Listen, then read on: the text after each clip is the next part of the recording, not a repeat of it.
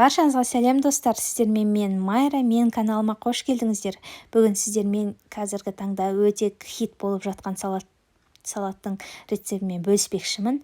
Ең алдымен бізге осы заттар қажет болады. Барлық керек затты видеоның астына жазып қоямын. Ең алдымен бізге осындай қақталған шұжығымызды қиғаштап турап аламыз.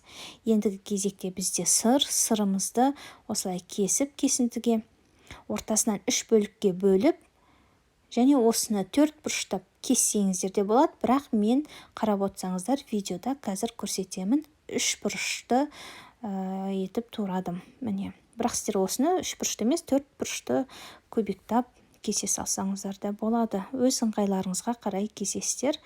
Енді кезекте бізге қызанақ керек. Менде черри қызанағы. Сіздерде жай қызанақ болса, үлкен көлемдегі, онда оны сіздер 6 бөлікке бөлсеңіздер болады. Мен черриді 2 бөлікке бөліп салдым. Міне осылай. Осы видеоның соңына дейін көріп, достарыңызбен бөлісіңіздер. Астына пікір қалдыруды да ұмытпаңыздар. Енді кезекте бізде банкідегі корнишон қиярлары қажет болады. Корнишонды бүтіндей салсаңыздар да болады негізі, бірақ мен жегенге ыңғайлы болсын деп 2 немесе 3 бөлікке бөліп турап жатырмын. Бұл салат қазіргі таңда хит болып жатыр, барлықтарыңыз білесіздер, дәмінде татып көрген шығарсыздар. Мінекей, мен сіздерге тегін ұсынып отырмын. Енді кезекте бізде осындай қызыл пиязымызды 2 бөлікке бөлгеннен кейін мұздай суға бір жуып алыңыздар. Міне осылай тураймыз жіңішкелеп, жұқалап. Одан кейін бізге жасыл сабақты жаңағы пияз қажет болады. Міне, бұны да қиғаш турайсыздар, видеода көрсетіліп жатыр. Осылай қиғаш турап, дайындап қоясыздар. Өте жасалу оңай, қарап отырсыздар. Бәрін дайын затты жай турап отырып, салып, араластырып, ыдысыңызға сала саласыздар. Өте оңай салаттың бірі.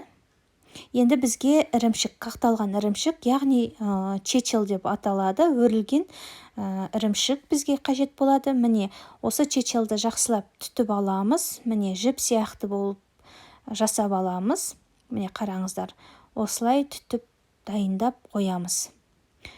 Енді осы чечилді дайындаған кезде біз салатымызға жаңағы турап алған барлық затымыздың үстіне майонезімізді саламыз. Дәміне қарай тұзымызды, қарабұршымызды салып араластырып аламыз. Бірақ тұзын абайлаңыздар, бұл жерде жаңағы қиярымыз, чечиліміз бар.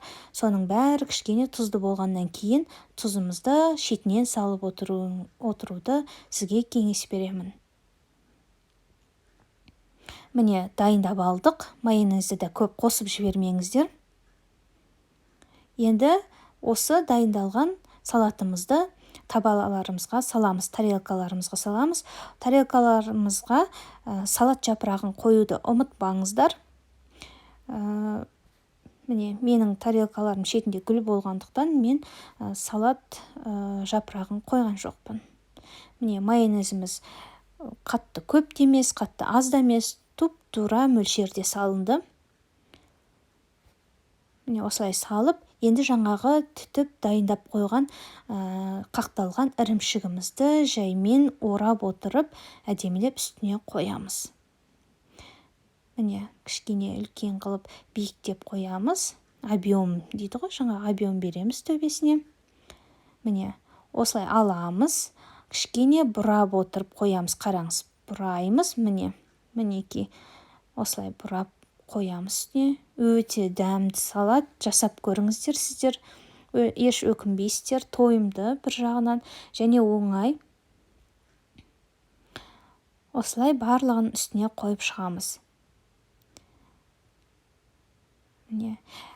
Достар, менің инстаграм парақшама да жазылуды ұмытпаңыздар. Ол жақта мен стористі рецепттермен бөлсем, күнделікті жаңағы неше түрлі оңай рецепттер жасаймын. Басқа кеңестермен де бөлісетін боламын. Осы видеоның астына пікір қалдыруды да ұмытпаңыздар. Мен сіздерге тегін мастер-класс көрсетіп отырмын. сіздермен келесіде қандай видео рецептпен бөліскенімді қалайсыздар? Астына комментарияға пікір қалдыруды ұмытпаңыздар. Сіздермен болған мен Майра. Келесі видео рецептте кездескенше сау болыңыздар.